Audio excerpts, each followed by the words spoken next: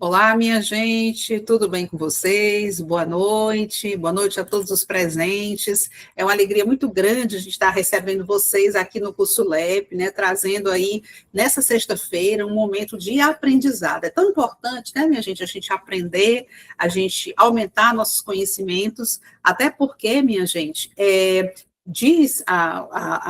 as pessoas dizem, né, que quem detém a informação e o conhecimento detém o poder.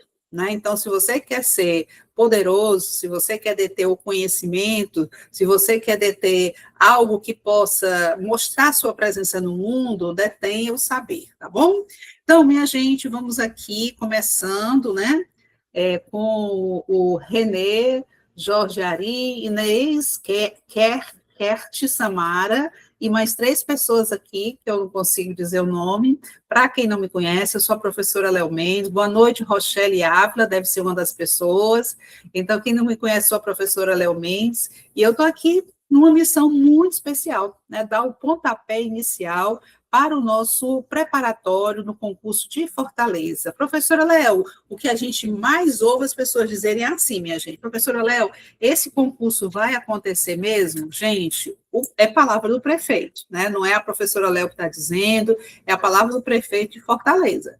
Nós tivemos o último concurso, foi em 2022, né? Então, de 2022 até 2023, 26, nós temos aí 4 anos. Já é o suficiente para que nós possamos realizar um novo concurso, mesmo porque há novas necessidades por conta das escolas de tempo integral, há também pessoas que já pediram para sair, outros se aposentaram, né? Outros, infelizmente, faleceram. Então, tem diversas situações que geram vacância dos cargos. Então, tudo isso, minha gente, vai acontecer justamente da possibilidade daquela vaga, né, ser preenchida, e, obviamente, vocês serão aqueles que estão se preparando, né, estão à frente, aqueles que estão ali se candidatando em primeira mão àquela data, àquela vaga, tá bom? Então, inicialmente, pessoal, antes da gente começar a falar aqui sobre quem é o nosso curso e tudo, antes da gente começar a resolver as nossas questões, eu queria falar para vocês, porque assim, quem me conhece sabe que no final, ao final de cada aula, eu sempre gosto de contar uma história, né? Não é uma história assim que possa motivar, que possa, às vezes, naquele momento, estar ali trazendo uma mensagem positiva para os alunos. Dessa feita, eu vou contar uma história no início e outra no final, tá certo? A história do início, minha gente, diz que aconteceu num determinado local, muito ermo, muito distante, né? Que um cavalo de um rico fazendeiro, ele estava andando porque ele se soltou dos demais, saiu da fazenda, desabalada a carreira e entrou pela mata fora, né? Mata fora, não, mata adentro, né? Mata adentro, e ele, infelizmente, caiu numa cacimba, né, uma cacimba desativada, tá lá o cavalinho, caiu na cacimba. E aí, quando começaram a procurar esse cavalo, ele estava lá dentro da cacimba e alguém ouviu o barulho desse cavalo, foi atrás do barulho e disse: ele está lá dentro da cacimba, vamos tentar retirá-los. E aí fizeram vários esforços, né, para tirar, lançaram uma corda para puxar, mas não conseguiam, né? E foram vários e vários e vários esforços até que uma pessoa chegou para o fazendeiro e disse assim: olha, fazendeiro, infelizmente, nós vamos ter que sacrificar o cavalo, porque a gente não consegue tirá-lo dali. Ele está definitivamente condenado a morrer. Aí começaram a jogar areia, pedras, galhos, pedras, galhos, em cima do cavalo. E toda vez que tudo aquilo caía em cima do cavalo, ele dava uma grande sacudida e aquilo ali descia e ele subia um pouquinho. Ele fez tantas vezes isso, minha gente, que daqui a pouco ele já estava numa tal altura que poderia ser resgatado. Moral da história, minha gente, isso às vezes acontece conosco. Não sei se aconteceu com você, mas já aconteceu comigo. Quando parecia que estava tudo perdido, eu aproveitei as dificuldades do caminho para me dar força para que eu pudesse sair daquela situação, sabendo sempre que para toda dificuldade tem uma resposta, tem um aprendizado, tem uma lição. Então, que nós possamos começar esse momento de estudo de hoje com essa lição, com essa história, que se serviu para você, como serviu para mim, né? E toda vez que eu conto essa história, eu lembro como foi que ela se aplicou na minha vida. Então, toda vez que isso acontecer, sacuda a poeira. Não se dê por vencida, porque se existem 1000 que estão contra você, tem um ser muito maior que equivale a infinitas vezes essas pessoas que estão lhe oprimindo, né, lhe sacrificando, enfim. né? Vamos agora, então, começar o nosso momento aqui explicando para vocês, minha gente, o que é o curso LEP, né? O nosso curso LEP, minha gente, é um curso que só trabalha online. Para quem não me conhece, tá? Não conhece o nosso trabalho, é um curso que só trabalha na modalidade online. A gente não trabalha presencial.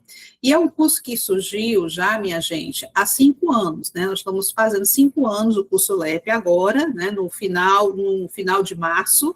Então, nós estamos fazendo, final de março, comecinho de abril, né? Estamos fazendo 5 anos que nós começamos as nossas atividades, e nós temos como característica principal se dedicar a preparatórios para áreas da educação, né? Professor, gestores, secretário, diretor, gestor, superintendente, né? Todo tipo de gestor, assistente de alunos, todas essas pessoas que lidam com a educação. Então, essa é a nossa especialidade, tá certo? Então, esse nosso curso aqui, minha gente, ele é voltado para o preparatório de Fortaleza, certo? Então, esse curso, nós vamos trabalhar com base no edital antigo de Fortaleza, esse nosso projeto que nós chamamos de preparação contínua. Por quê? Porque é uma preparação que vai acontecer com base no edital anterior, que foi de 2022, né? Mas ele vai continuamente caminhando juntamente com você até o dia da sua prova, né? Obviamente, pessoal, o pacote de aulas não é gigantesco, até, digamos, que a prova aconteça em setembro, né? Não é até alcançar setembro, porque ficaria algo muito caro. E uma das coisas do curso LEP é fazer algo que seja de qualidade, com bons materiais, com bons professores, mas que seja algo que caiba no bolso da gente, porque a gente já vive uma vida tão cheia de obrigações financeiras, né? Então, a gente tirar um percentual maior dos nossos ganhos, né? Para colocar de uma vez no curso, ou mesmo que seja parcelado, mas uma parcela muito alta, não seria uma coisa legal. Então, nós fazemos assim, faremos esse curso, quando acabar esse curso, faremos um outro, né? E assim vai cabendo no seu bolso, e a gente também vai atualizando o nosso curso, fazendo com que ele esteja mais próximo possível daquilo que você vai encontrar na sua prova.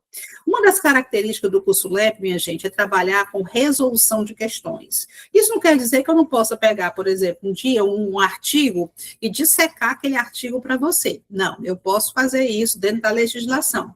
Mas acontece que o nosso foco principal é trabalhar teoria em exercícios. E em que isso impacta para o professor? O professor, minha gente, é uma profissão que tem muito pouco tempo, né? Porque a gente não trabalha só na escola, nós trabalhamos também em casa quando a gente chega, corrigindo prova, elaborando trabalho, fazendo 1000 coisas que a gente conhece muito bem essa rotina. Então, a gente precisa otimizar o nosso tempo. Então, para você que já tem uma noção, pouca que seja, da teoria, o que a gente vai trabalhar vai ser aperfeiçoar essa teoria.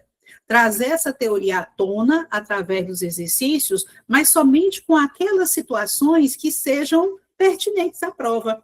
A gente não vai, os nossos professores, que são professores antigos, gabaritados em concurso público, não vamos encher a sua cabeça, né, com situações que não vão cair na prova, só para dizer que está fazendo bonito, que está, enfim, né? Não vão. Nós vamos realmente direto ao ponto, tá certo, minha gente? Então, é esse o nosso curso LEP. Então, vamos lá. O nosso curso de professor efetivo de Fortaleza, né? Bem-vindos ao curso LEP. Damos início a uma jornada de preparação intensa e focada para você garantir a sua vaga. E o que você vai encontrar no nosso curso? Nosso curso será 100% focado no edital de professor efetivo de Fortaleza, por enquanto, o último, né, de 2022. Aulas que vão direto ao ponto, sem ficar inventando coisa, né, colocando coisa, enxertando coisa que nunca cai na prova, não. Nós vamos trabalhar focados na sua necessidade para a prova, né? Com dicas, materiais exclusivos e suporte contínuo, né? O suporte meu, da Vevé, né? Das pessoas que estão realmente, a Vevé, nossa coordenadora, diretamente ligadas, né? Dando aquele suporte que você precisa para você caminhar e, obviamente, obter o seu êxito, tá?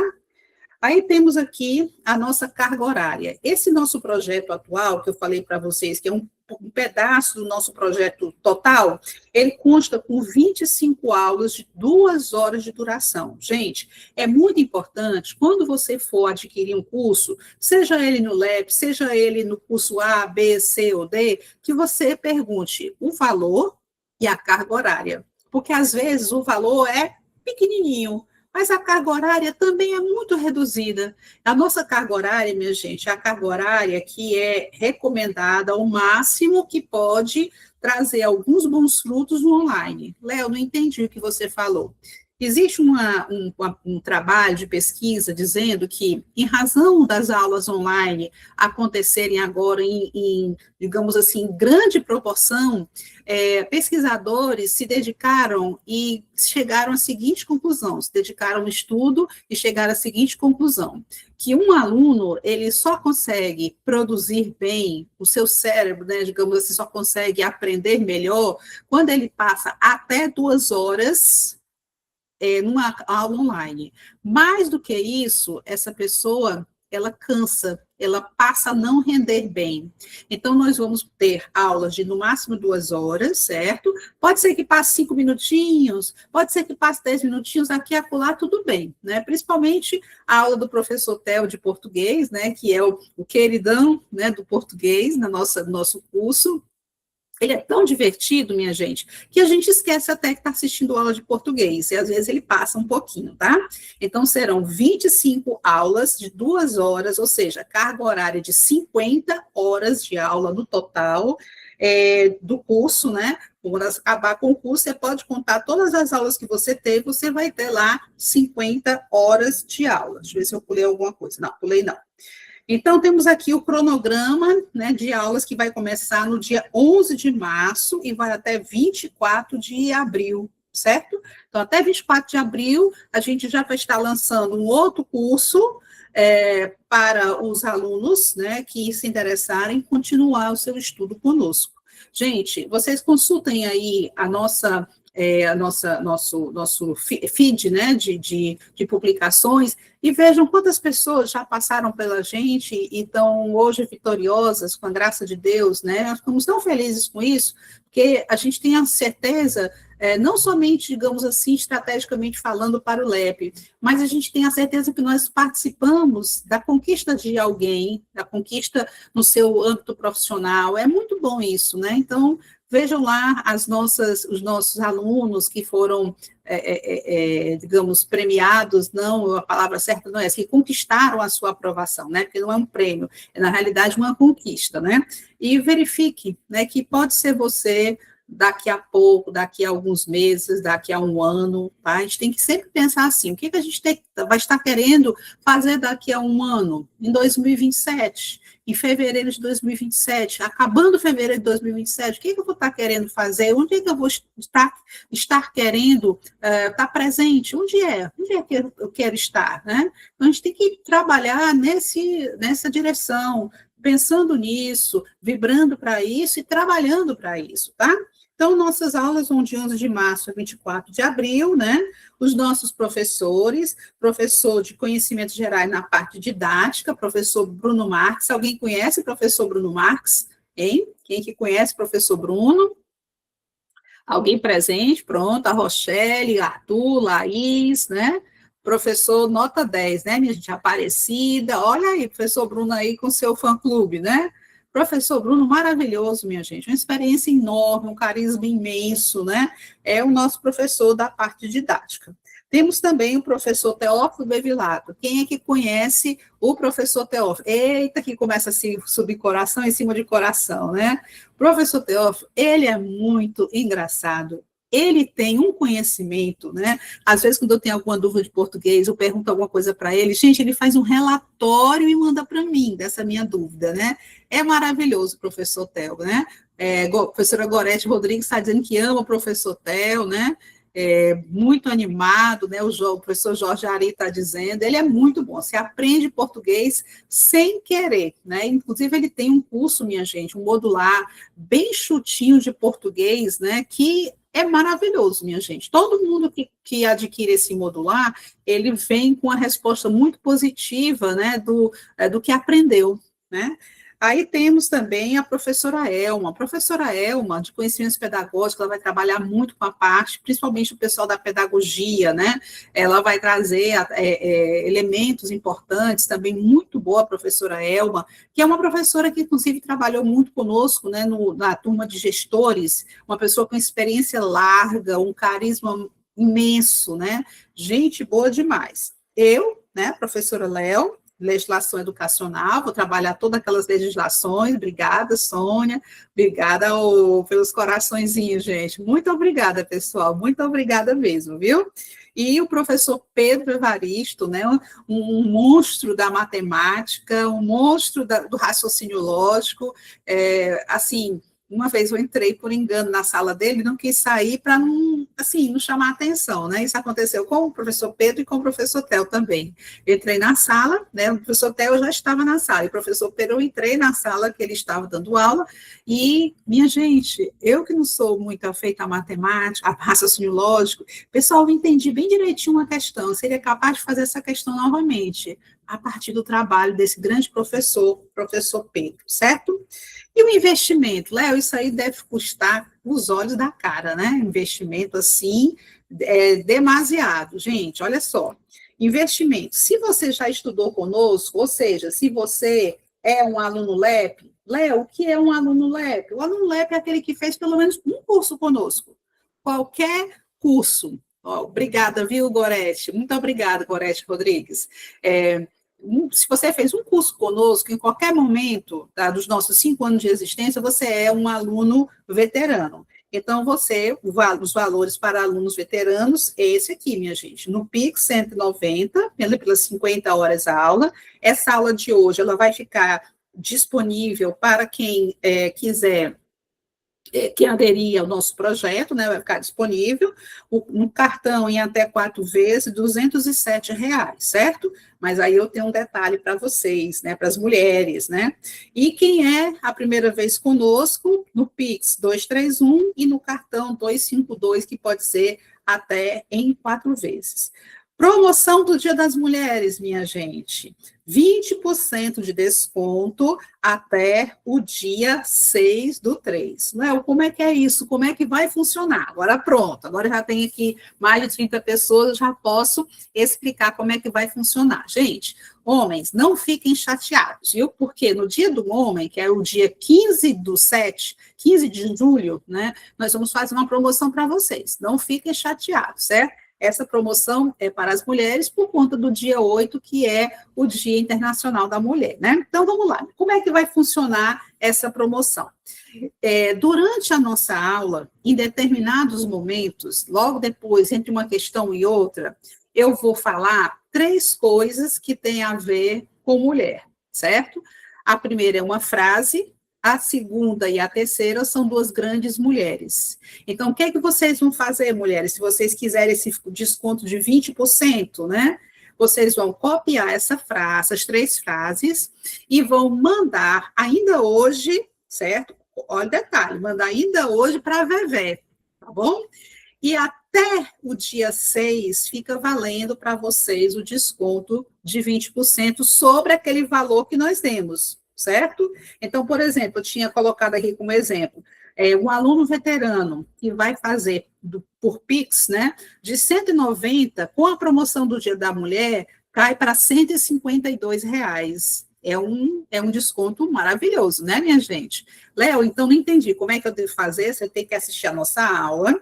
Em 3 momentos eu vou falar. O primeiro vai ser uma frase, o segundo e o terceiro vai ser o nome de 2 grandes mulheres, tá certo?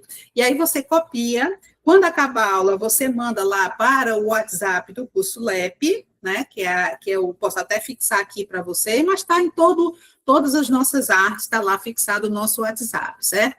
E manda para a Vevé, tá? Você manda, pronto, tá lá, tá garantido que até o dia 6, se você fizer a sua inscrição, você vai ter esse desconto de 20%, tá certo? Deu para entender, minha gente? Mulherada, deu para entender? Léo, isso aí vai valer só para o pessoal veterano? Não. Vai valer para o pessoal veterano, vai valer para o pessoal novato, vai valer para quem for Pix, vai valer para quem for no cartão, vai valer para todo mundo, desde que seja mulher, desde que mande as 3 frases e desde que faça a sua inscrição até o dia 6. Léo, por que até o dia 6? Porque o dia 6 antecede o Dia da Mulher, né? Uma sexta-feira que antecede o Dia da Mulher, e também a maioria das pessoas já vai ter passado pelo 5º dia útil, né? O famoso 5º dia útil da gente, né, minha gente? Então, tá aí, minha gente. Então, fiquem atentos, viu?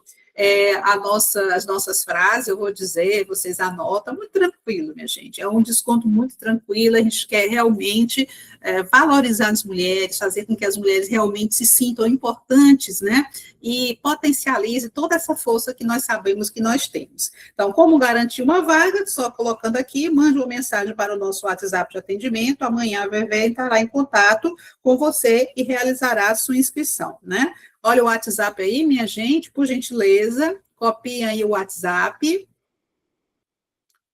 por favor, 986394161. Para que esse WhatsApp leve para mandar as três palavras, frases, né? Vai ser, na realidade, uma frase, e as 2 outras vão ser nomes de mulheres ilustres, tá? Então, 986394161. Pronto. Então, agora, minha gente, deixa eu voltar aqui, vou para o nosso material. Chega de falar, né, Léo? Pois é, minha gente, chega de falar, né? Chega de conversa, vamos lá. Vamos começar aqui a nossa aula aberta, né? Léo falou durante 20 minutos. A minha filha diz, mãe, você fala pra caramba. Eu falei, minha filha, não acho isso, não. Vocês acham que eu falo muito? Não, né? Acho que não. Mas quem é o professor que não fala muito, pessoal? Me digam. Quem é o professor que não fala muito? Professora Aparecida não fala muito, não, né, professora? Por exemplo, vou chamar ela para ela ver isso aqui, a declaração dos meus amigos professores sobre essa questão aí, né, do falar muito ou não. Vou colocar aqui as frasezinhas, tá? Para a gente poder. Vamos lá, né, minha gente? Pessoal, como a gente, quando se prepara para concurso, minha gente, a gente tem que fazer o quê? Tem que correr atrás de tudo quanto é aula, né, para poder assistir, principalmente as aulas gratuitas, como essa hoje, e também no nosso YouTube, do Curso LEP, né, tem lá aulas que foram postadas há algum tempinho, e também tem aulas do nosso Carnalep. Nosso Carnalep foi um projeto gratuito que nós fizemos, uma aula por dia de cada professor, para que a gente pudesse ajudar o nosso aluno que não queria cair na folia, ou então queria cair na folia e queria estudar também, para que ele pudesse realmente estar aí se atualizando e, obviamente, cavando um futuro melhor para você e para a sua família. Então, vamos começar. Minha gente, prezados professores, começa o nosso rumo à SME. Queremos fechar o ano de 2026 com vários cargos públicos preenchidos. Para quem, Léo? Quem será o dono desse cargo público? Vocês, né? Tem o PDF do material, Márcio, lá no grupo da gente, ou então nos stories, tem um link onde consta o material, tá certo? Então, por isso, mãos à obra e faça o seu sonho virar realidade. Gente, sonhar é uma coisa maravilhosa, mas só sonhar não enche barriga de ninguém. A verdade é essa, né?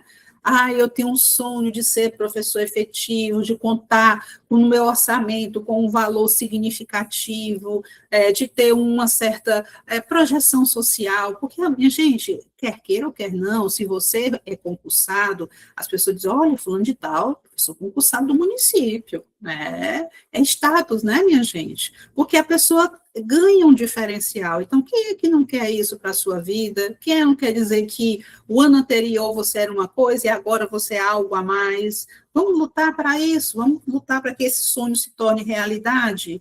Não existe, pessoal, não existe nenhum tipo de boa construção sem renúncia. Você vai ter que renunciar, às vezes, a meia hora de sono que você tirou para estudar, Possivelmente sim. Você vai ter que renunciar, às vezes, às vésperas do seu edital, a um compromisso social, aniversário da sua melhor amiga, mas o aniversário é no sábado, a prova é no domingo. E aí? Renúncia, minha gente. Dói? Dói. Vacina dói? Dói. Mas é para o nosso bem? É. Então, a gente tem que ir nesse rumo, nessa direção. E é só uma vez, porque no dia que você passar no seu concurso público, você vai ter todas as festas que você quiser. E ainda, ó, um dinheirinho no bolso, né? Uma hora dessa, hoje, dia 27 de fevereiro, você já está de olho lá, né, na sua conta corrente, porque no dia 1º de março cai lá o seu pagamento. Que tranquilidade, né, pessoal? Muita coisa boa pode acontecer na sua vida. Vamos fazer esse sonho tornar-se realidade. Bom, pessoal, então está aqui o meu Instagram, né? Na hora que você quiser perguntar alguma coisa, ou quiser tirar alguma dúvida de uma questão, ou qualquer outra coisa, tá? Me manda aí uma mensagenzinha que vou ter o maior prazer em responder vocês, porque, como eu sempre digo, né? Por detrás de um coração, uma mensagem, há sempre um coração aflito, né? Então, essa aflição é um prazer para mim poder ajudar alguém, tirar alguém do estado de aflição. Vamos começar, minha gente, a falar sobre gestão democrática. Léo, gestão democrática na escola pública. Mas será que ela realmente acontece? Gente, é aquela questão. Se ela acontece ou não, não é um problema para eu me preocupar agora. Eu tenho que me preocupar com aquilo que está na norma jurídica e aquilo que cai na minha prova. Porque não adianta a gente dizer assim, mas isso não acontece, como está dizendo na escola, né? Na escola isso não se consolida, né? Não adianta você dizer assim, não adianta você pensar assim, você se comportar dessa forma, de forma nenhuma. Está no edital?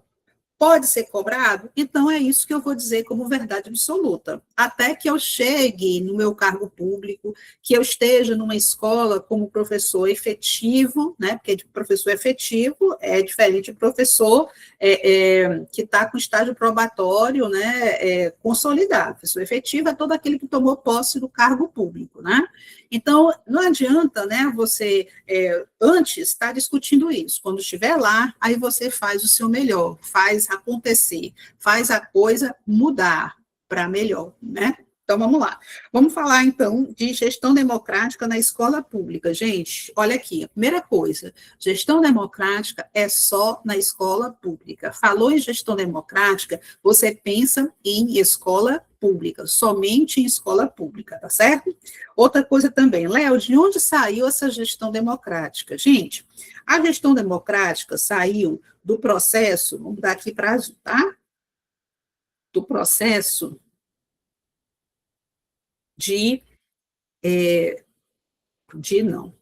é um processo disposto na Constituição Federal de 88. E a Constituição Federal de 88, né, a nossa Constituição Cidadã, ela fala de dignidade, ela fala de liberdade, ela fala da parte democrática, né? A nossa gestão democrática, ela vem primeiro da Constituição, que na realidade a nossa Constituição é o quê? É aquela espinha dorsal do ordenamento jurídico brasileiro, certo? Então, está lá a nossa Constituição dispondo sobre isso. Aí vem, atrás dela também, a nossa Lei de Diretrizes e Bases, que fala também sobre o processo de gestão democrática. Mormente, né, principalmente no seu artigo 14, quando ele fala dos conselhos escolares, né, um artigo que foi há pouco tempo, né, mudado, pouco tempo, minha gente. Às vezes a pessoa diz, professora, foi há pouco tempo, mas foi em 2023, mas pouco tempo. Né, para a lei, isso ainda é considerado pouco tempo, certo? Então, através do artigo 14, que fala dos conselhos escolares, dos fóruns dos conselhos escolares, e ainda, minha gente, do nosso Plano Nacional de Educação. Nosso Plano Nacional de Educação, que está em vias de sair o próximo, novo plano, né? Porque assim, minha gente, o que aconteceu? O nosso Plano Nacional de Educação, ele é representado pela Lei 13.005 de 2014. O nosso Plano Nacional de Educação, de acordo com o artigo 214 da Constituição Federal, ele tem duração decenal. Então, se ele é de 2014, ele iria até 2024, mais precisamente até junho de 2024. Só que chegou perto do mês que ia vencer, né, o nosso PNE, o nosso Plano Nacional de Educação, não houve, né, chegaram à conclusão de que as metas dispostas nele, que eram 20, não tinham sido satisfatoriamente cumpridas. Aliás, não foram cumpridas, né? Então, o que aconteceu? Vamos prorrogar o Plano Nacional de Educação, até porque a gente não tem um plano nacional novo para ser colocado em vigor. Então, prorrogou-se, né, de 2024 até 31 de dezembro de 2025. Aí você diz assim, graças a Deus, 1º de janeiro tem aí o novo PNE. Né? Infelizmente, ele entrou na pauta de votação algumas vezes, mas perdeu para outras situações. Sabe como é que é a galera quando fala de educação, né? Então, não temos ainda o novo PNE. Tanto é que nós não vamos começar o nosso estudo de Fortaleza falando do PNE, porque a minha esperança é que até a gente acabar as nossas aulas, nós tenhamos já o nosso Plano Nacional de Educação novo, né, com vigência a partir agora de 2026, tá? Então, o PNE antigo, lá na meta 19, falava sobre essa gestão democrática, né, na escola pública. Então, a gestão democrática da escola pública é o modelo participativo. Significa o quê? Que é o modelo em que todas as pessoas confluem para dar a sua o seu quantum participativo, né, a sua colaboração, né, garantido constitucionalmente, aí vocês já sabem disso, né, porque eu já falei para vocês, que descentraliza o poder. Eu não posso dizer que uma coisa é democrática, né, se existe uma centralização. Posso? Não. Eu não posso dizer que uma coisa é democrática se existe uma centralização dentro da escola. Posso? Não. Eu não posso dizer que uma coisa é democrática se existe dentro de uma família a centralização do poder em cima de uma pessoa só. Posso? Não. Então, o processo de gestão democrática, ele parte da ideia de descentralização. Descentraliza o poder e envolve a comunidade escolar, que é formada de professores, funcionários, pais, alunos, né?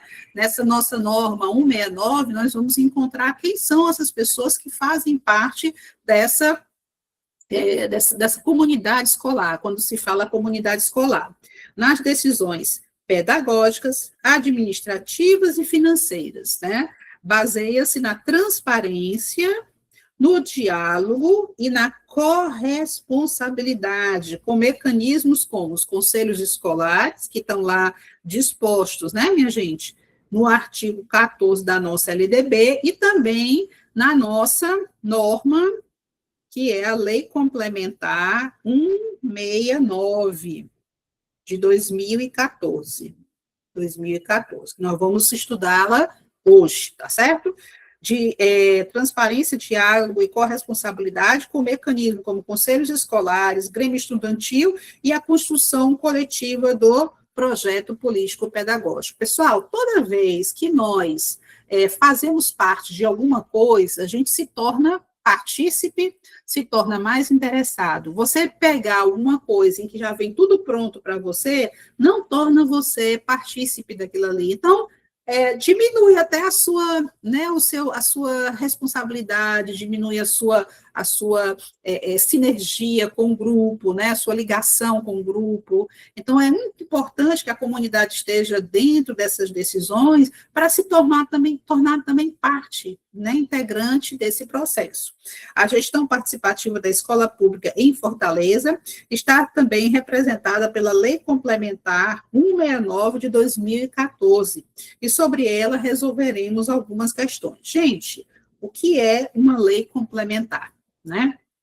Existem leis ordinárias, decretos, né? Existem leis complementares, decretos legislativos, existem vários formatos, portarias, né? Existem vários formatos de uma norma se apresentar. Uma delas é a lei complementar. Então, vamos ver por que o nome é lei complementar, tá? Nós sabemos, como já foi dito aqui, que existe uma Constituição Federal. E existe também a Constituição Estadual. E existe também a lei orgânica do município. Isso quer dizer que existe uma certa equivalência entre Constituição Federal para a União, Constituição Estadual para o Estado e lei orgânica para o município. É como se fosse uma Constituição do município. Então, lá na lei orgânica do município, né, minha gente, está se falando que haverá uma norma que vai cuidar da gestão democrática e participativa no município de Fortaleza. Então, a lei orgânica do município diz que haverá uma norma.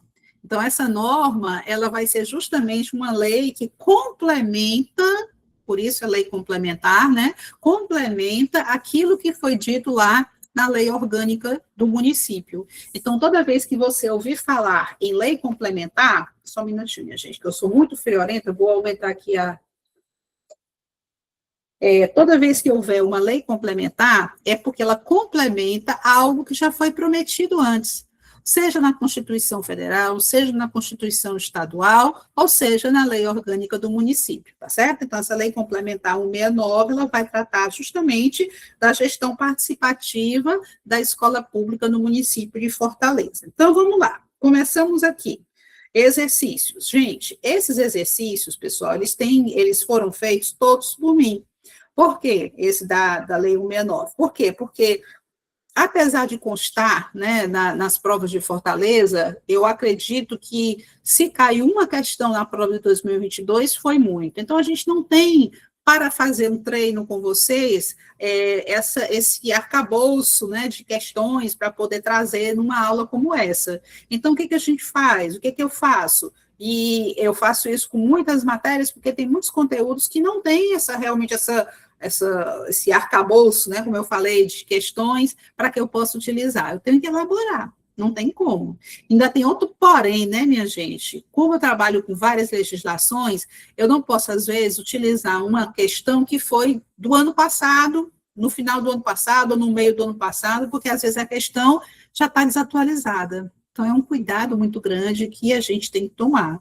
Quando nós formos estudar as questões para a Prefeitura de Fortaleza, não tem como eu utilizar só questões do INPA, né? Porque não tem essa quantidade de questões que eu posso utilizar em vários e vários materiais, né? Até porque toda vez que eu vou fazer um material de aula, normalmente são 25 questões, 30 questões, dependendo, né? Eu faço um cronômetro mais ou menos que dê tudo dentro das 2 horas de aula, então não tem como eu pegar 30 questões de legislação só do INPA, não existe essa possibilidade. Posso até fazer isso em uma aula, na outra aula eu já vou ter que utilizar organizadoras outras, né? Ou então questões que eu elaboro, quando não tem em outras organizadoras. Por exemplo, essa questão sobre a Lei Complementar 169 de 2014, só tem em prova de Fortaleza, não tem em outro tipo de concurso. Então, como é que eu vou buscar uma coisa no nada? Né? É diferente, por exemplo, do professor de português, do professor de didática, do professor de direito constitucional, do professor de direito administrativo, que tem uma quantidade, um acervo enorme de questões para trabalhar, tá certo? Vamos lá, então. Artigo 1º da Lei Complementar 169 estabelece os princípios. Gente, princípio é coisa muito importante. Eu sou a Maria Princípio, porque se você conhece o princípio de uma coisa, você conhece como aquela coisa se comporta. Se você está hoje saindo de casa de manhã e olha para o céu, tá aquelas nuvens escurecidas, né? Aí você, vixe, tá com cara de que vai chover, vou levar o meu guarda-chuva. Ou seja, você tem como prever o que pode acontecer, né? Então, princípios que regem a gestão democrática da Escola Pública Municipal de Fortaleza, considerando a interpretação sistemática da norma, assinale a alternativa que contenha incorreta associação entre princípio e conteúdo, né? Então, essa relação aqui, ela tem que dizer uma coisa aqui, uma coisa que não encaixa na segunda parte. Letra A. O que é que tem a ver com essa norma? Participação da comunidade. Já deu para sentir que tem, né? Porque eu já falei sobre isso. Participação da comunidade em decisões pedagógicas, administrativas e financeiras, por meio de órgãos colegiados. Léo, o que são órgãos colegiados? Por exemplo, um conselho escolar é um órgão colegiado, é um órgão onde as decisões são tomadas em conjunto. Decisões são tomadas em conjunto. Não é aquela questão tipo assim, só quem manda é fulano de tal. Não, né? Toda vez que você ouvir falar em órgão colegiado, é quando as decisões daquele órgão são tomadas conjuntamente, através de um processo de votação. Então, essa não é. Estou procurando a incorreta, tá certo? Transparência da gestão significa divulgação de informações relativas à gestão pedagógica, administrativa e financeira da escola. Está correto? Está correto também. Pessoal, inclusive, essa parte de transparência, publicidade, ela está na boca do povo. Inclusive, na nossa LDB, as últimas alterações que nós tivemos em 2025, elas falam justamente dessa necessidade de se tornar a coisa, a administração pública, transparente. Mas por que isso, Léo? Para fazer com que a própria sociedade possa vigiar, possa velar pelos seus direitos, né? Porque quando a coisa é feita escondida, obviamente não tem como você vigiar aquilo ali, né? Até uma situação que fere até a moral administrativa, a moralidade administrativa, quando algo é feito escondido, a não ser aquelas coisas que, com certeza, tem que ser feita de uma forma sigilosa, né? Se for uma coisa que, pela lei, é decretado, é dado como uma coisa sigilosa, aí não tem como. Mas, no geral, o princípio da publicidade tem que acontecer. Léo, dá um exemplo aí do princípio da publicidade na LDB. Por exemplo, quando eles dizem que, digamos que um aluno vai buscar a vaga numa escola, chega lá na escola, o diretor diz assim, olha, é o seguinte, nós estamos aqui aguardando findar a primeira etapa de matrícula para poder ver se a gente vai ter alguma vaga sobrando. Então, eu vou colocar seu nome numa lista. Então, você tem direito a ter acesso a essa lista para saber como é que está a sua colocação. Né? Como é que vai demorar muito, né? Você conseguir aquela vaga, como é que está a colocação do seu filho, né? Então, esse é um tipo de controle que acontece por parte da sociedade. Valorização do profissional da educação. Compromisso com condições de trabalho e reconhecimentos que promovam a valorização do profissional, com certeza. Como é que você pode ter um processo que o profissional da educação, por exemplo, quem é o profissional? Um exemplo dele, professor. Como é que você vai ter um processo onde o professor não está sendo valorizado? Será que ele vai ter gosto de participar? Não. O processo é um processo educacional em que o professor é imprescindível a sua participação, ele tem que ter uma valorização. Então, só nos sobra, né, minha gente, aqui, deixa eu ver aqui, não, ainda tem mais uma questão, é uma alternativa. Autonomia da unidade escolar. Autonomia pedagógica, autonomia administrativa e financeira. Gente, esses que são os 3 tipos de autonomia que constam na nossa norma, né? A autonomia pedagógica, administrativa e a última, então, a financeira, tá certo? Então, são os 3 tipos de autonomia que constam nessa norma que a escola vai ter. Cada unidade escolar vai ter autonomia pedagógica, administrativa e financeira, respeitados os marcos legais. Significa o quê? Que vai existir uma legislação que vai reger esses 3 tipos de autonomia. Léo, como é que você está dizendo autonomia e tem uma legislação que vai reger? Gente, existe uma coisinha chamada princípio da legalidade, que está lá no artigo 37 da Constituição Federal. O princípio da legalidade, ele vai dizer para a gente a seguinte mensagem: você, como servidor público, vai ter que agir conforme a lei, sempre. Não vai ter nenhuma alternativa em que você tenha liberdade de atuação. O que vai acontecer é que esses marcos legais aqui, eles vão dar uma lei onde as unidades escolares vão ter que trabalhar. E dentro dessa lei vão ter as flexibilizações, né? Não vai ser uma coisa só, tem que fazer isso. Não, vão ter alguns momentos de flexibilização. Então, essa aqui está correta, estou procurando a incorreta, e só vai poder ser a letra E. Mas por quê? Escolha de dirigentes por seleção pública. Até aí tudo bem, tá? Constando lá como os princípios. A explicação é onde é que deve estar o erro. Escolha de diretor escolar e demais membros da equipe gestora. Quais são os demais membros da equipe de gestão? É o diretor, o vice-diretor, o superintendente, né? O secretário e o coordenador pedagógico, né? Coordenador. 1, 2, 3, 4, 5, exatamente.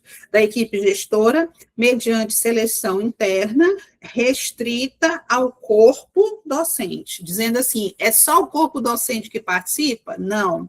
E quem é que vai participar desse processo de seleção, Léo? O que vai acontecer nesse processo de seleção?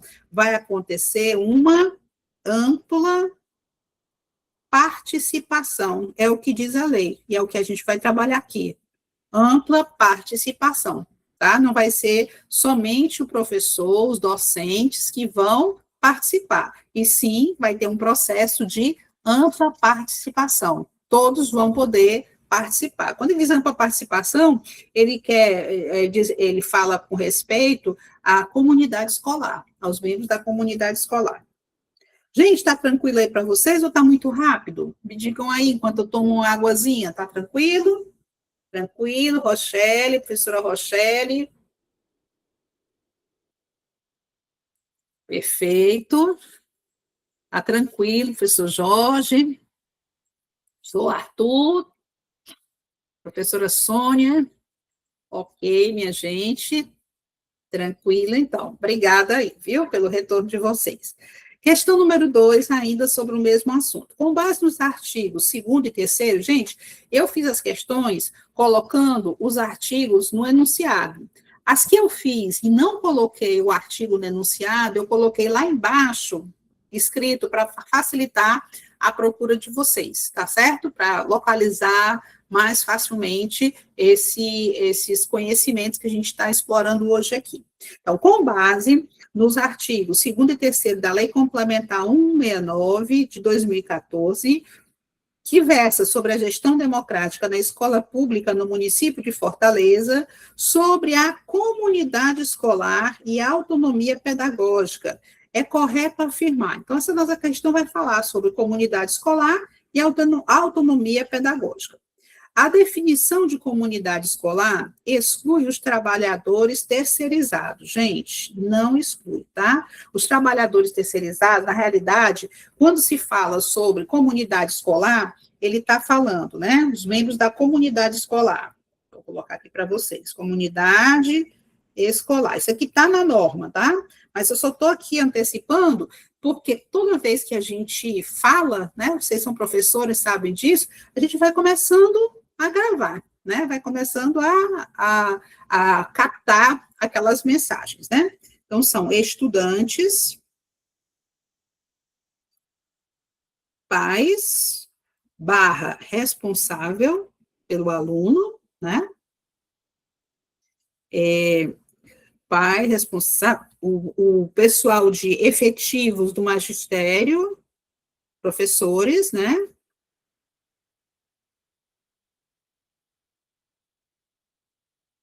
Servidores comissionados. O que é servidor comissionado, né? São aqueles servidores que têm cargo em comissão, né? Temporários e terceirizados. Certo? 1, 2, 3, 4, 5, 6, tá certo. Ok, são 6. São 6 incisos que tem lá na lei. Ok? Então, quando se fala em comunidade escolar, é isso tudo aí. Então, exclui os trabalhadores terceirizados, não, tá aqui, trabalhadores terceirizados, tá aqui, tá a nossa questão, tá dizendo que exclui, está errada. Que executam serviço nas unidades escolares, pois não integram vinculação funcional direta com o sistema público. Integra, sim, né? Ela tem uma participação. Ela não é uma pessoa que não é efetiva, mas ela tem uma participação. A letra B. O projeto político-pedagógico é formulado exclusivamente pela direção da unidade escolar, sendo vedada a consulta à comunidade escolar. Né? Se o processo é democrático, então tem que ter auxílio, participação da comunidade escolar. Letra C. A comunidade escolar compreende estudantes, responsáveis, integrantes do magistério e empregados terceirizados em exercício da escola. Gente, esse aqui está correto? E eu queria colocar para vocês o seguinte, olha, aqui eu falei estudantes, responsáveis, né, não coloquei os pais, não coloquei responsáveis, integrantes do magistério, empregados terceirizados em exercício da escola. Não tem comissionado, mas aqui eu não utilizei a palavra apenas, tá? Então, o que torna essa alternativa correta, né? Porque se eu tivesse colocado, diz assim, apenas, né? Aí estaria incorreto. Mas eu coloquei, a comunidade escolar compreende estudantes, responsáveis, integrantes do magistério, empregados, terceirizados em exercício na escola. Se eu tivesse colocado a palavra apenas, aí estaria totalmente incorreto, porque a gente vê que tem outros atores, né? Na realidade, são 6 tipos de atores, né? Os estudantes, a comunidade escolar, os estudantes, os pais, os responsáveis, efetivos do magistério, servidores comissionados, temporários e os terceirizados, tá bom? Aí vamos aqui na letra D. A letra D diz: a autonomia pedagógica impede a articulação dos planos de gestão escolar com os planos nacional, estadual e municipal. Gente, eu vou abrir aqui uma setinha para a gente entender o seguinte, tá? Existe o PNE, que é o Plano Nacional de Educação, que vai gerar o PEE, que é o Plano Estadual de Educação, que também vai gerar o Plano Municipal de Educação. Aí você se pergunta, para que tanto plano se a escola não respeitar nenhum deles, né? A resposta é muito simples. A autonomia pedagógica impede a articulação do plano de gestão escolar aos planos nacional, impede não, ela obriga, né? Ela obriga, é obrigado, certo, gente? Obriga, obrigado, escrevi obrigado. Ela obriga, é obrigatório, né? Essa vinculação ela é obrigatória, ela não é de impedimento, é sim de obrigação. A letra E, a revisão anual do projeto político-pedagógico prescinde. O que é prescinde, minha gente? Dispensa. Dispensa. A revisão anual do projeto político-pedagógico dispensa de conformidade com as políticas educacionais vigentes e com a Secretaria Municipal de Educação. Gente, dispensa? Claro que não, né? Eu utilizo essa palavra prescinde porque é uma palavra muito utilizada em provas atualmente, né? Porque a pessoa liga a questão de prescinde como aquela questão de precisa, que é necessário, não ele dá um sentido contrário. Quando prescindir é dispensa, imprescindível, indispensável, prescindível, dispensável. Então, relendo agora a questão com esse significado na nossa cabeça. A revisão anual do projeto político-pedagógico dispensa de conformidade, né, dispensa de estar em conformidade com as políticas educacionais vigentes? Não, ele é obrigatório, tá? Digamos assim, ligado, interligado, né, a essas políticas educacionais do sistema de ensino ao qual a escola pertence, tá? E, gente, daqui a pouquinho nós vamos dar a primeira frase, que é justamente onde o mulherio aí vai anotar, vai mandar essas frases, as 3 juntas, certo? Lá para o nosso Instagram, o nosso WhatsApp. Não manda para o Instagram, gente, pelo amor de Deus, não manda para o Instagram, é no WhatsApp, lá para a Vevé, vocês mandam lá para a Vevé, a nossa coordenadora pedagógica, e até o dia 6, quem fizer, as mulheres, né, só para mulheres, certo? Quem fizer a inscrição no nosso curso de Fortaleza, né, vai, obviamente, receber um desconto de 20%, seja por Pix, seja no parcelado pelo cartão, tá certo? Então, não percam essa oportunidade, é um curso de 50 horas de aula, de exercício direto, assim, batendo direto ali, para você poder realmente treinar, ver onde é que estão as suas fragilidades, né? Vai ser um momento muito especial, não somente para você, mas para nós também, uma honra tê-los como alunos, tá certo? Vamos agora para a nossa questão número 3, e logo depois da questão número 3, eu vou falar sobre a primeira frasezinha que já está escrita aqui.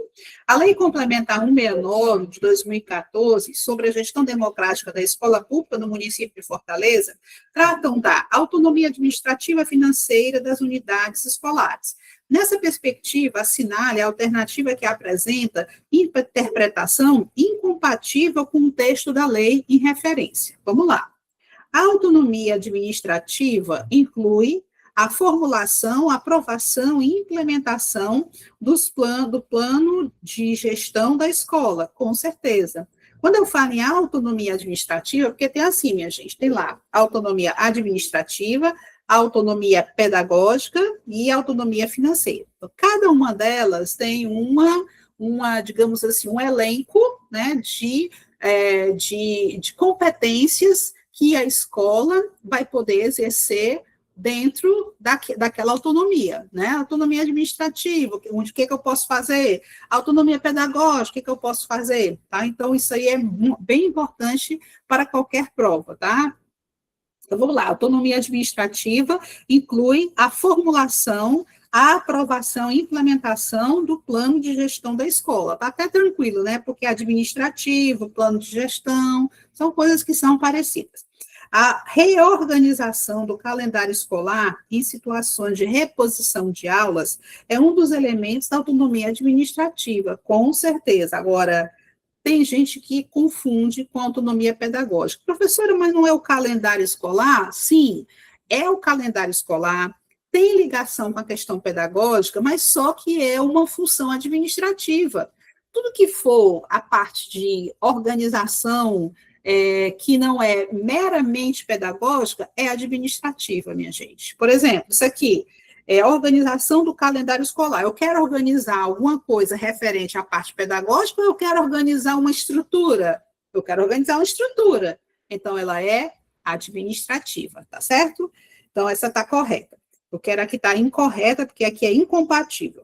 A autonomia financeira é exercida mediante a administração dos recursos descentralizados à unidade executora, conforme legislação vigente. Gente, o que é essa questão monetária, financeira, né? Ela tem a ver com a questão da administração de recursos que vão chegar até a escola. Então, dentro da escola vai ter uma unidade, né, uma unidade executora, né, dos recursos financeiros, que é, obviamente, uma pessoa jurídica dentro da escola, mas que vai trabalhar somente em razão do recurso que chega na escola e para a escola. Então, a autonomia financeira é exercida mediante a administração dos recursos descentralizados à unidade executora, conforme legislação vigente. Não é porque a organização ela é da escola que ela vai poder fazer o que quer, não é, né? Ela vai ter que também se adequar a normas que dizem respeito a essa questão financeira e a questão de administração desses recursos financeiros. A unidade executora dos recursos financeiros é pessoa jurídica de direito público, gente, pessoa jurídica de direito privado. Professora, como é que dentro da escola tem uma pessoa jurídica de direito privado para cuidar da parte financeira da pessoa jurídica de direito público? Minha gente, é porque é uma função atípica. Não é uma função da escola. A escola não vive para administrar recursos financeiros. A escola vive para a função educacional. Então, essa pessoa jurídica de direito privado é porque ela vai ter uma consolidação para poder facilitar as coisas que ela vai precisar fazer. Por exemplo, abrir uma conta corrente. Se fosse uma pessoa jurídica de direito público, para abrir uma conta corrente, seria um manancial de exigências, né? Mas se ela precisa, por exemplo, de uma pessoa, sendo uma pessoa jurídica de direito privado, né? Abrir uma conta corrente, basta ela levar o seu contrato de constituição e abre a conta corrente. É uma função para, entre outras coisas, né, para desburocratizar o funcionamento da escola. Então, nós temos aqui o nosso gabarito, letra D. E a letra E, a destinação dos recursos para a unidade executora pode incluir repasses, descentralizações, doações e subvenções. Pode, né? Significa o quê? Que a destinação dos recursos que vão chegar para a unidade executora pode ser um repasse do município, pode ser um processo de descentralização de algum recurso que veio de algum lugar, pode ser de um patrocínio, que é uma subvenção, pode ser de uma doação, né? Então, não importa, né? Tudo que chegar de dinheiro para a escola vai cair nas malhas dessa unidade executora de recursos financeiros, tá certo?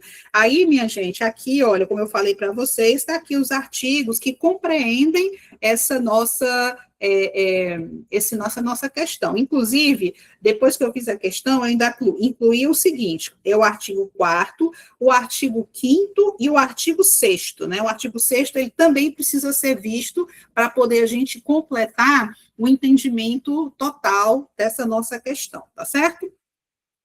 Vamos à nossa primeira frase. Meninas, anotem aí. Vamos lá, qual é a nossa frase? Vou colocar até em verde, tá? Vamos lá. Lugar de mulher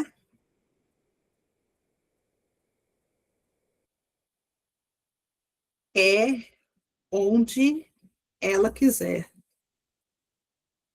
É ou não é, mulherada? Lugar de mulher é onde ela quiser, né? Não tem aquela frase, lugar de mulher é no fogão, lugar de mulher é não sei aonde. É onde ela quiser. Pode ser no fogão, se ela quiser. A opção é dela, né? A opção é dela.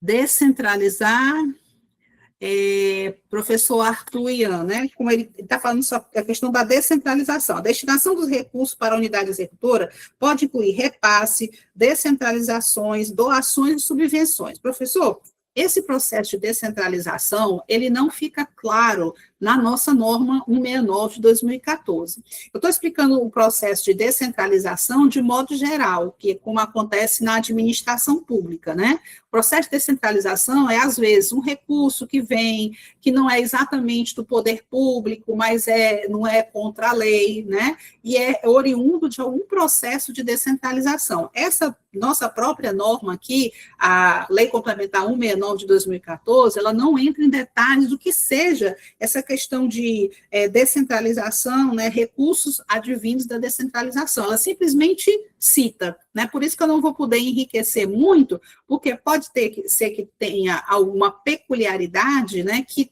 obviamente vai ter em outras normas, né, que isso aqui não vai ficar solto, né, mas que como não está nessa norma, né, e a nossa norma em voga, né, é essa Lei Complementar 169, aí por isso que eu não vou poder entrar em muitos detalhes com vocês. Se tivesse nessa norma explicando como era o processo de descentralização, com certeza seria mais tranquilo lhe dar uma explicação melhor. Bom, professor? Então, minha gente, a nossa primeira frase é essa aqui, tá certo? Lugar de mulher é onde ela quiser, tá bom? Ok, professor? Por nada, professor. Lei Complementar, questão número 4. Lei Complementar 169 de 2014 estabelece, porque não tem esse M, não, estabelece os órgãos colegiados e instâncias de participação da comunidade escolar. Assinale a alternativa que é incorreta. Tem gente que não gosta de questões que falam sobre assinalar a questão que está incorreta. Mas a proporção, e a gente é professor sabe disso, a proporção que você lê uma alternativa procurando um erro, né, você está aprendendo de alguma forma. Quando você sabe, não, aqui eu não encontrei inadequação nenhuma, né? Então, você está, na realidade, aprendendo também. O processo de aprendizagem, né, minha gente? A gente aprende isso aí, que ele se dá em várias direções. Ele não se dá somente, ele não é unidirecional, né? Ele é multidirecional. Bom, então vamos lá. Instância de participação escolar, assinada alternativa incorreta. A Conferência Municipal de Educação constitui um espaço de debate para a formulação de políticas educacionais articuladas. Está correto? Tá. O que é essa Conferência Municipal de Educação? Gente, essa Conferência Municipal de Educação é justamente onde as pessoas vão se juntar para falar sobre educação, para falar sobre os rumos da educação no município. B. O Conselho Municipal de Educação de Fortaleza tem natureza consultiva, normativa, consultiva e normativa em matéria de diretrizes educacionais e municipais, com certeza, né?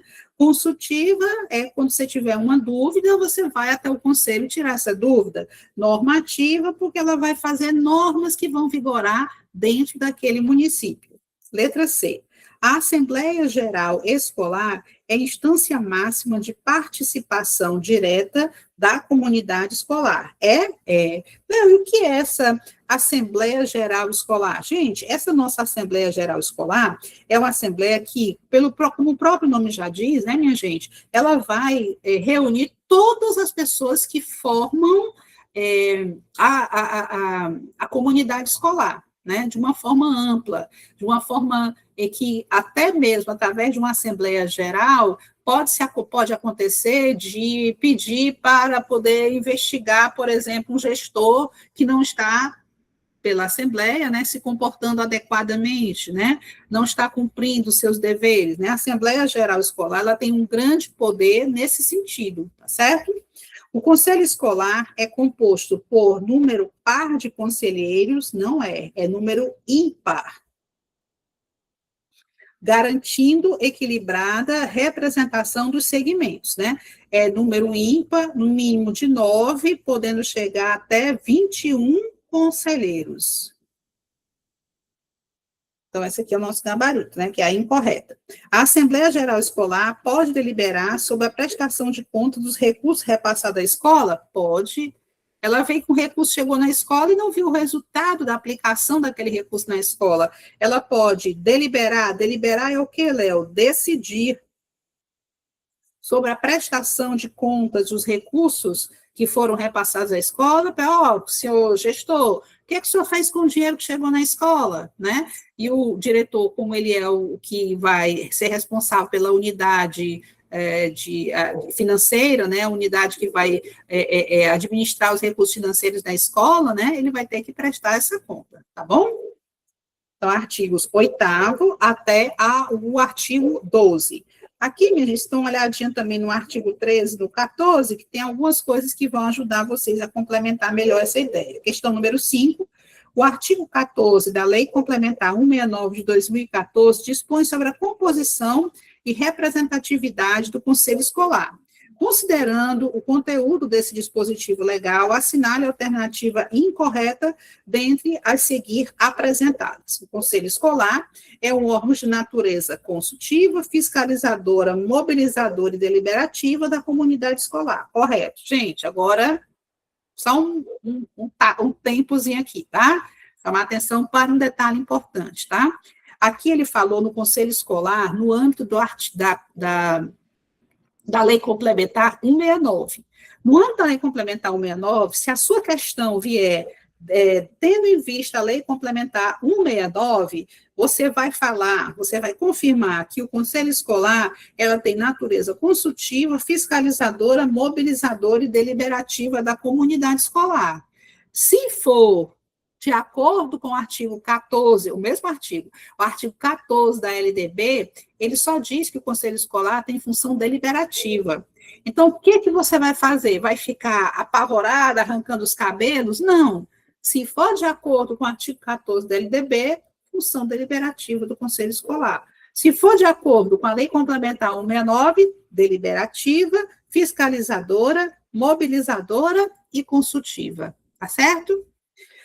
A letra B, em unidades escolares que ofertam as séries iniciais do ensino fundamental, olha, séries iniciais, tá? Do ensino fundamental, a composição inclui representantes dos pais, magistério, demais funcionários e diretor, certo? Porque se para participar do conselho escolar o aluno tem que ter pelo menos 12 anos de idade, e séries iniciais, o aluno normalmente pode não ter 12 anos completos, aí normalmente ele não tem, né, 12 anos completos, né, então nesse caso, quando for em conselho escolar, unidade escolar que for trabalhar somente com o ensino fundamental, séries iniciais até o 5º ano, né, a composição não vai incluir os estudantes, né? Nós não vimos anteriormente as composições daqueles que fazem parte da comunidade escolar, são os estudantes, os pais ou os responsáveis, né?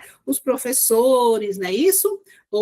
As pessoas que fazem parte do processo de terceirização, né? Vimos tudo isso aí. Então, nesse caso aqui, em unidades escolares que ofertam as séries iniciais do ensino fundamental, a composição inclui representantes dos pais, do magistério e demais funcionários do diretor. É só isso mesmo. A letra C, as unidades escolares que ofertam séries finais do ensino fundamental devem assegurar, no mínimo, representação dos estudantes do conselho escolar. Gente, está correto. E esse, no mínimo, aqui é um representante.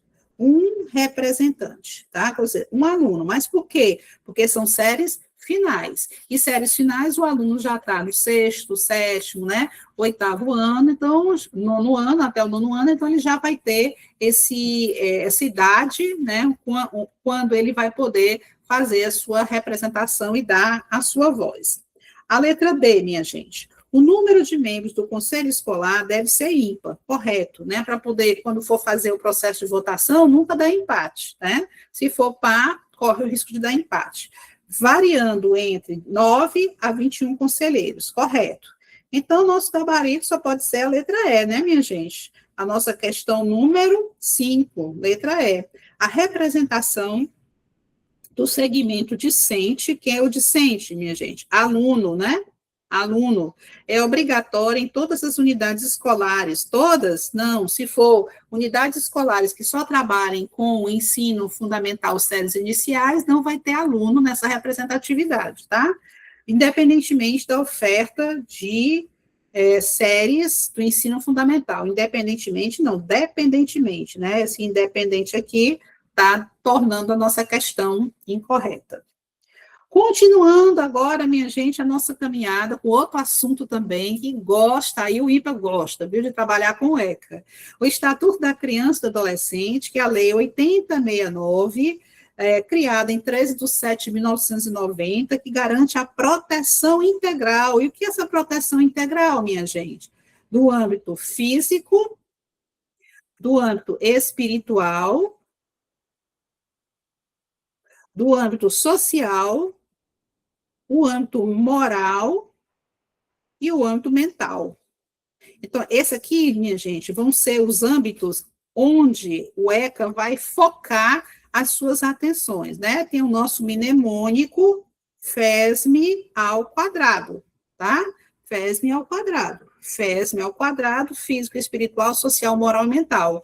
Léo, o que quer dizer isso aí mesmo? Quer dizer que todo ECA, ele vai se desenrolar com base nessa proteção desses âmbitos. Léo, como é que é essa proteção da parte física? Eu posso até tirar minhas conclusões, né? Que a criança e adolescente, desde quando eles estão na barriga da mamãe, eles vão ter a proteção daquela mulher que dá o tratamento pré-natal, tratamento perinatal, todo cuidado para que aquela criança tenha, digamos, saúde, né? Tudo bem, físico, mas o espiritual, né? As pessoas sempre perguntam para mim o âmbito espiritual, o que significa? Gente, significa que, lá no artigo 16, no nosso Estatuto da Criança e do Adolescente, ele está dizendo que a criança e o adolescente tem liberdade de crença e culto religioso. Esse é um exemplo melhor que eu tenho para dar para vocês, certo? Crença e culto religioso. Isso quer dizer que, pelo fato de você ser criança ou adolescente, você não se obriga a seguir a religião dos seus pais. Até porque essa questão de crença é uma questão muito íntima, muito particular e que deve ser respeitada mesmo sendo criança e adolescente, né? Porque existe digamos assim, uma linha de pensamento de que se for criança e adolescente, não, isso é só um brinquedo dela, pode tirar, né? Como se a criança não tivesse ligação com aquele objeto que lhe pertence, né? Então, minha gente, quando se fala sobre essa questão espiritual, eu estou falando sobre essa liberdade que a criança ou adolescente tem de ter a sua crença e culto religioso, independentemente do que pregam ou seguem a parte quanto à parte religiosa ou seus familiares, tá bom? Aí o social é o quê? O ambiente tem que ser um ambiente adequado para a boa formação dessa pessoa, e puxa também a questão moral, e puxa também a questão mental, né? A questão emocional. Né? Hoje no ECA, né, minha gente, se fala muito da questão do afetivo. Exatamente, tem até alguns artigos que falam o que é prestar um apoio afetivo, né? O que é prestar esse apoio afetivo à criança e adolescente? Aí o ECA diz bem direitinho o que se espera da família. Então, essa questão mental tem muito a ver com essa questão afetiva. Uma criança que afetivamente ela é ignorada, abandonada, isso tudo vai repercutir no seu ponto de vista mental. E o ECA está atento a essas questões. E essa questão do afetivo, minha gente, é coisa nova. Nós vamos trabalhar nas nossas legislações, nas nossas questões de legislação, tá bom? Então, vamos lá. E direitos fundamentais. Direitos fundamentais, minha gente, são aqueles direitos que estão principalmente na Constituição Federal e também se encontram dispostos no ECA, tá? Só que na Constituição Federal é para todo mundo, e no ECA é somente para criança e adolescente. Aos menores de 18 anos. Ela reconhece crianças e adolescentes como sujeitos de direito. Cuidado que nas provas eles colocam, às vezes, que a criança e o adolescente são objetos de direito. Não, objeto de direito não, são sujeitos de direito. Professora Rosilene está perguntando, professora, você vai deixar esses materiais no grupo? Gente, eu posso colocar essa aula no grupo, nessa aula aqui, esse material, né? Esse materialzinho anotadinho no grupo, sem problema nenhum, tá certo? Agora, a aula em si, ela só vai ficar disponível para quem ingressar no nosso projeto, tá certo? Ok, professora Rosilene? Aí vem, né? Pessoas em desenvolvimento, priorizando sua dignidade, saúde, educação, convivência familiar e segurança. Primeira questão, o artigo 2º da Lei 8069 afirma: considera-se criança, para os efeitos dessa lei, a pessoa até 12 anos de idade incompletos. Gente, como cai isso aqui? Como cai isso aqui? E adolescente, aquela entre 12 e 18 anos de idade. Léo, 12 e 18 anos incompletos. Incompleto, só que não consta a palavra incompletos aqui. Na prova de vocês também, eles não vão poder cobrar a palavra incompleto, porque não está na nossa lei. Só que, obviamente, a gente sabe que tem que ser incompleto, porque a pessoa, quando faz 18 anos, ela já passa a não ser mais criança, passa a não ser mais adolescente, ela passa a ser um adulto. Tanto é que ela responde, inclusive, civil e penalmente, pelos atos que praticar, tá certo? Então, vamos lá. Em seu parágrafo único, também determina que, em casos expressos em lei, aplica-se excepcionalmente o ECA a pessoas entre maiores de idade sob guarda e tutela de familiares, não. Pessoas entre 18 e 21 anos de idade. Léo, não é criança e adolescente? Você não acabou de dizer que 18 anos incompletos, né? Incompletos, mas não está na lei essa palavra incompletos, viu, minha gente? 18 anos, só se aplica o ECA até essa faixa? Sim. Só que aqui, ó, minha gente, a palavra excepcionalmente. Excepcionalmente, o ECA pode se aplicar a pessoas entre 18 e 21 anos. Exemplo, não são todos os direitos, aquela proteção física, espiritual, social, moral e mental não é para elas mais, tá? Aquela física, espiritual, social, moral e mental é para as pessoas que estão até 18 anos. Agora, aquelas que estão entre 18 e 21 anos de idade, são duas situações só que pode ser aplicado o nosso estatuto. Uma delas é quando, por exemplo, vamos supor que o adolescente, na véspera do aniversário dele, de 18 anos, ele cometeu um ato infracional, ele furtou alguma coisa, ou então roubou, né, porque furto é sem violência e roubo é com violência. Então, vamos supor que ele roubou, ele usou de violência para tirar um celular de uma pessoa. Só que ele não foi pego, mas ele escapuliu, né? Foi lá para as bandas do interior da mãe, né?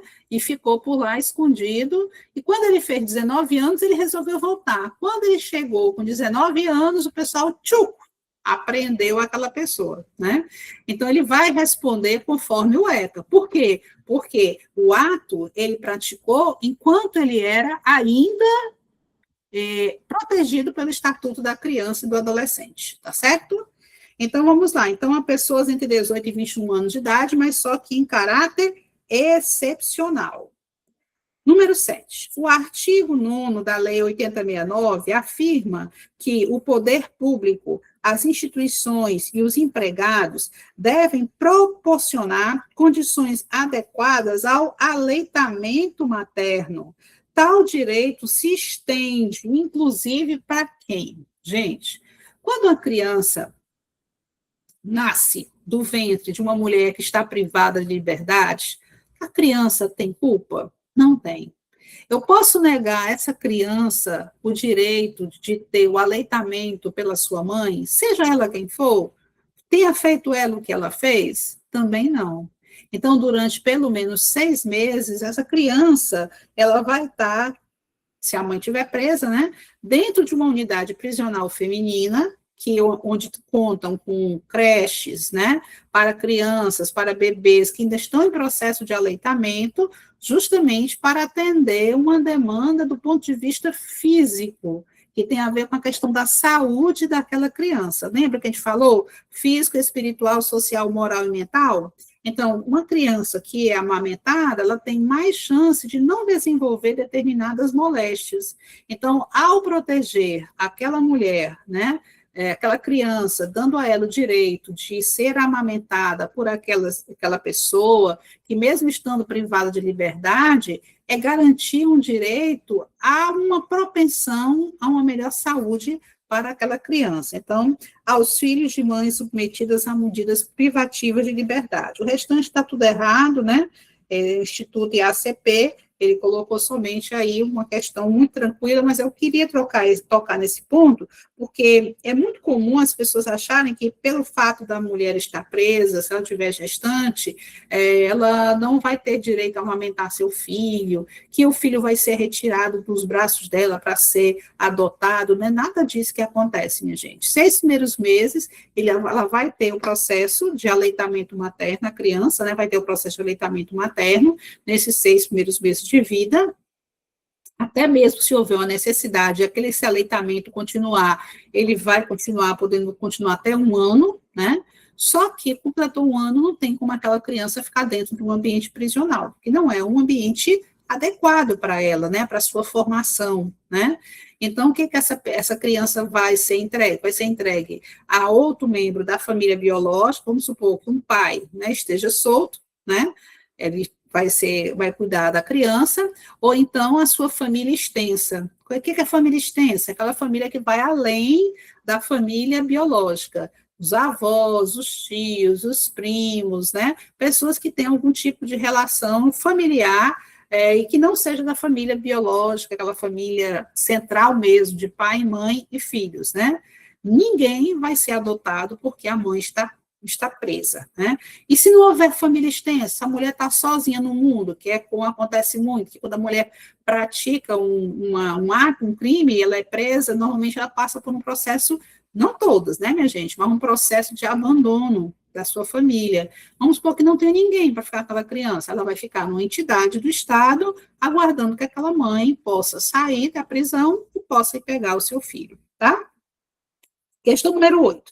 Na interpretação do Estatuto da Criança e do Adolescente, Lei 8069, dispostos pelo artigo 6º, podemos citar. Bom, o artigo 6º, minha gente, ele diz assim, que quando a lei for ser interpretada, eu vou ter que verificar quais são os fins sociais para que ela se destina. O que seriam esses fins sociais? Por que eu protejo criança e adolescente? É um fim social, né? Eu protejo criança e adolescente porque ele vai crescer, e se ele crescer um adolescente problemático, ele vai trazer problemas para ele e para a sociedade. Então, é um fim social, tá certo? Então, fins sociais, a que ele se dirige, as exigências do bem comum, os direitos e deveres individuais da criança e do adolescente, né? Então, eu vou focar nessa questão. Primeira questão aos fins sociais a que ela se destina, as exigências do bem comum e, principalmente, aquela questão dos direitos e deveres da criança e do adolescente. Então, exigências do bem comum, ok, direitos e deveres individuais e coletivos, ok. Garantia de prioridade, não tem nada a ver essa garantia de prioridade. Essa garantia de prioridade, minha gente, ela está constante no artigo 4º do ECA, tá? E diz que a criança ou adolescente vão ter prioridades, né? Então, não tem nada a ver com o artigo 6º. E o direito à liberdade, que a gente já falou, né? Direito de liberdade religiosa, direito de ir e vir, direito de participar da vida política na forma da lei, vai ser o artigo 16, não tem nada a ver com o artigo 6º, né? Que é o artigo da nossa questão. Então, só está correto o 1 e o 2. Só está correto o 1 e o 2, gabarito letra B. E agora, né, vamos para nosso segundo nome. Vamos colocar em verdinho para diferenciar. Carolina Maria de Jesus. Quem foi? Nunca ouvi falar em Carolina Maria de Jesus. Carolina Maria de Jesus, separei aqui a biografiazinha dela, rapidamente, só para ler.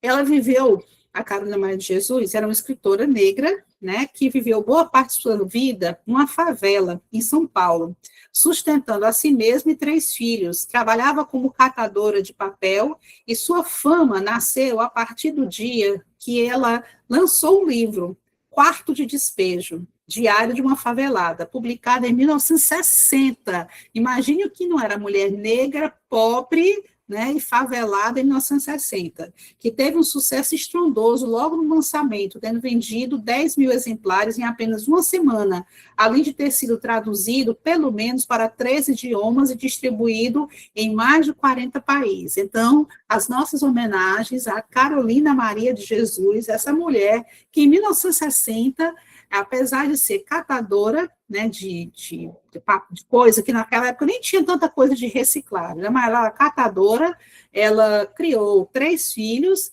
vivia numa favela, e ainda assim ela escreveu um livro que foi um sucesso total. Esse livro, Quarto de Despejo, inclusive, ele está circulando muito atualmente no Instagram, né? Eu não sei se é porque deve aparecer mais para mim, porque como eu compro muito livro e leio muito, né? Então, aparece muita coisa de livro para mim. Mas esse Quarto de Despejo, de Carolina Maria de Jesus, inclusive, minha gente, quem viu aquela série Segunda Chamada, que fala sobre educação de jovens e adultos, que está disponível na Globoplay, né? Não sei se vai estar, mas eu assisti pela Globoplay.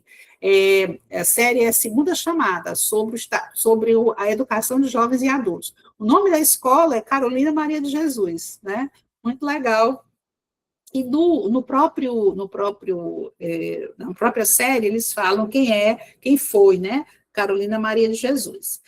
Número 9, de acordo com o Estatuto da Criança e do Adolescente, o ECA, o ensino fundamental obrigatório e gratuito, inclusive para os que a ele não tiveram direito na idade própria, né, que é justamente o pessoal que eu acabei de falar, né, da EJA, né, a EJA, viu, minha gente, não é o EJA não, que é a Educação de Jovens e Adultos, não é o EJA não.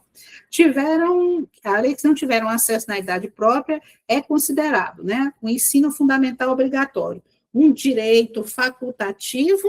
Não. Condicionado à matrícula voluntária dos pais ou responsáveis?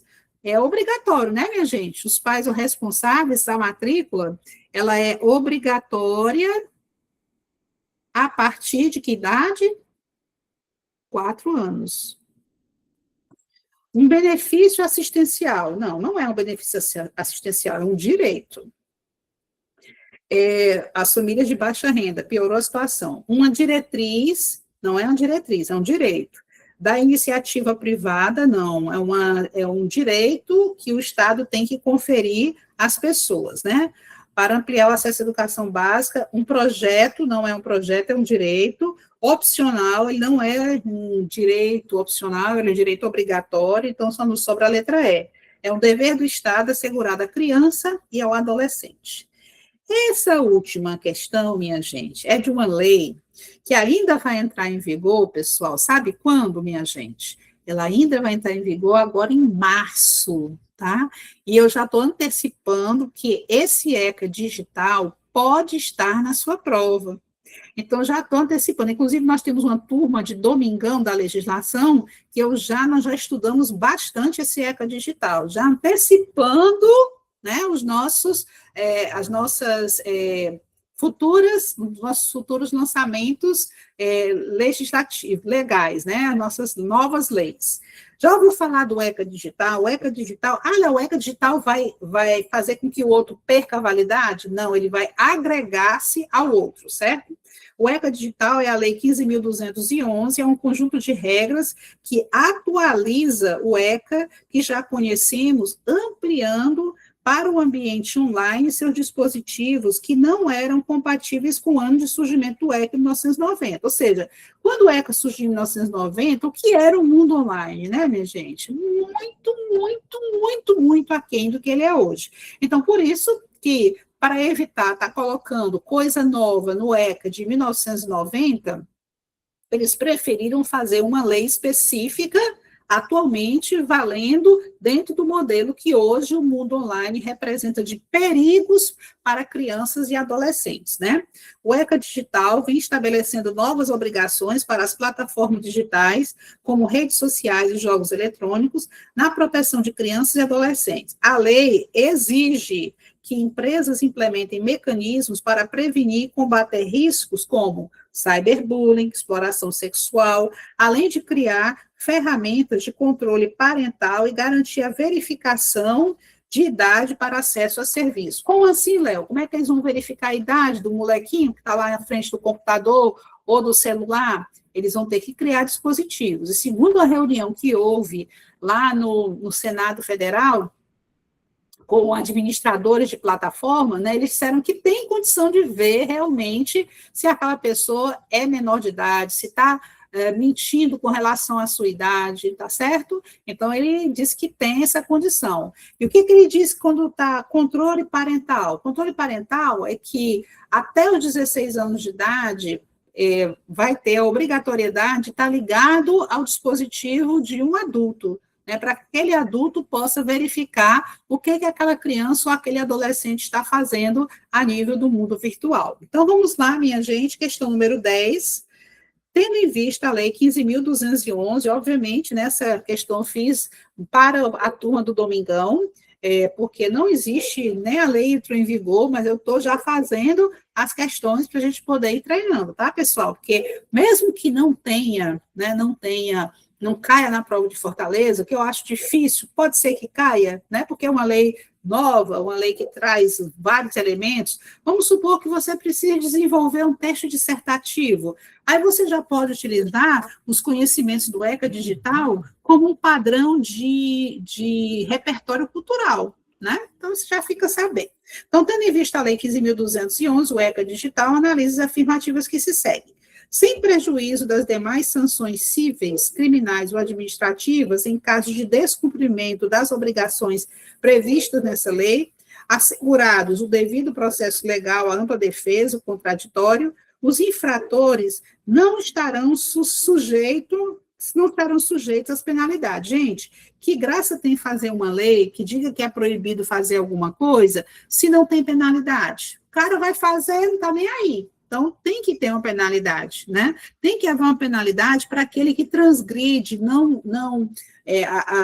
digamos, os limites do razoável, aquela pessoa que não respeita a infância, que não respeita a adolescência, que não respeita a formação, a preocupação que nós temos que ter na formação da nossa juventude e da nossa infância, né?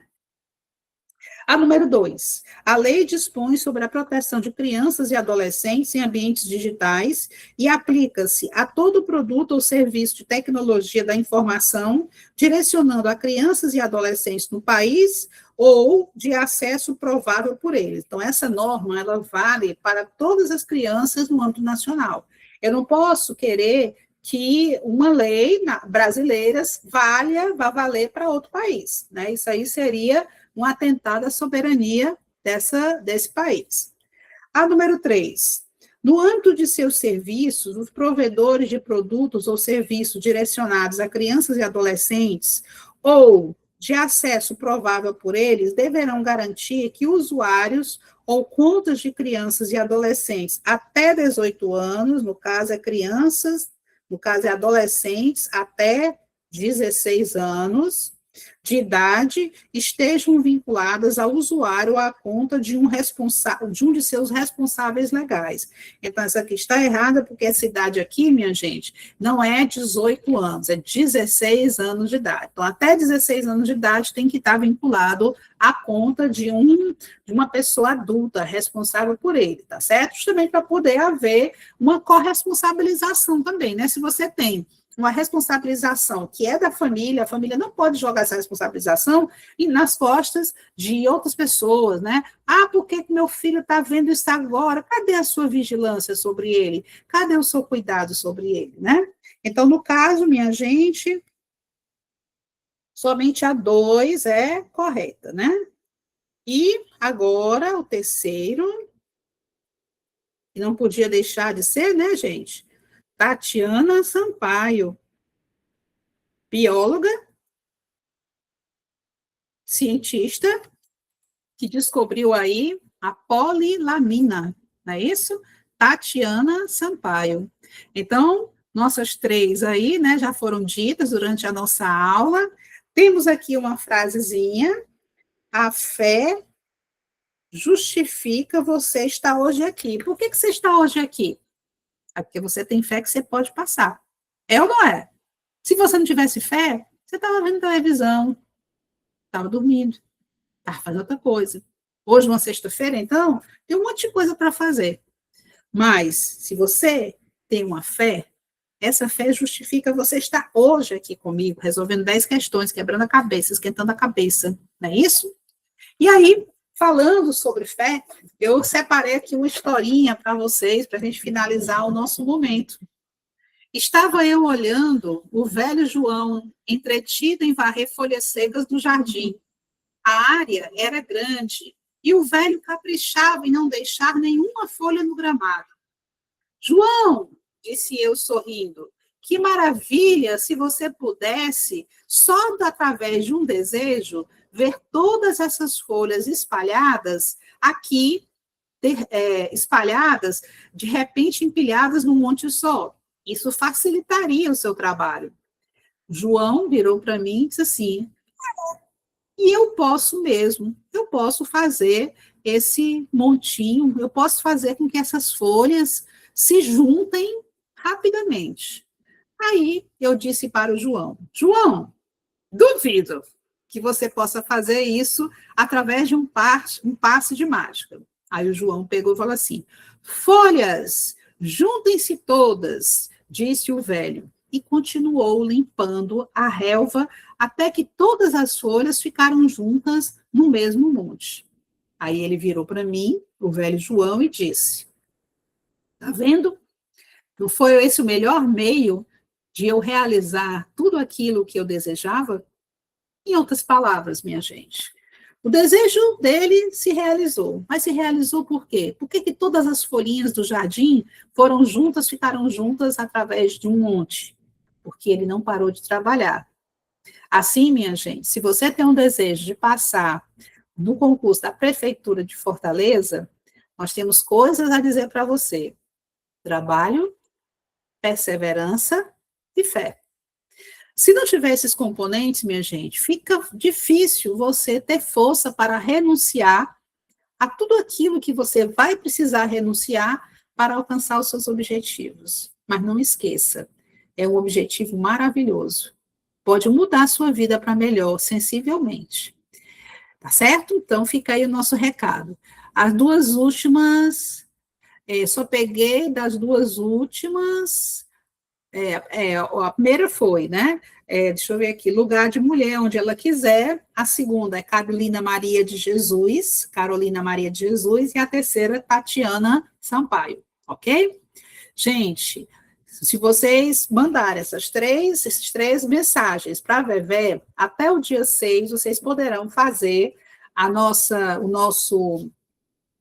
inscrição de vocês no nosso curso, né, minha gente? Justamente, deixa eu colocar aqui, tá? Pelo valor, com 20% de desconto, certo? 20% de desconto até o dia 6/3, exclusivo para mulheres. Se você é aluno LEP, Pix 190, então é 20% em cima de 190 ou 20% em cima de 207. E se você nunca foi aluno LEP, no Pix 231, 20% em cima de 231 ou 20% em cima de 252, tá certo? Pessoal, espero que vocês tenham gostado da nossa aula, espero que a gente tenha feito entender, né, que de trás de um grande resultado existiu também um grande trabalho, tá bom? Por nada, professora Emily Caroline, que vocês possam ser muito felizes, que possamos continuar, né, juntos nessa caminhada de sucesso, que nós possamos segurar, nós, enquanto LEP, a mão de vocês, para que vocês possam caminhar seguros e alcançar os seus objetivos, tá certo? Combinado? Alguma dúvida ou podemos encerrar nossa aula? Não esqueçam, viu, minha gente? Primeira, lugar de mulher, onde ela quiser. A segunda, Carolina Maria de Jesus. E a terceira, Tatiana Sampaio. Gente, fiquem bem, fiquem com Deus, que Deus abençoe seus propósitos. Vejam que, para que vocês possam fazer uma boa colheita, o plantio começa agora, tá bom? Gente, beijo grande no coração. Obrigada por tudo. WhatsApp. Peraí. Não quero dizer errado, não. Tá aí o WhatsApp. É o mesmo WhatsApp da Vevé, que é a nossa coordenadora, certo? Gente, fiquem bem, fiquem com Deus, que Deus abençoe vocês. Boa noite e um excelente final de semana. Até dia 11, se Deus quiser. Tchau, minha gente. Obrigada.